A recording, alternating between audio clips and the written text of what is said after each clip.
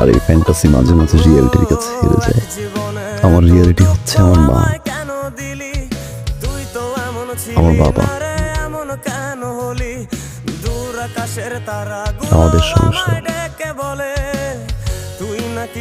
ধরে নিন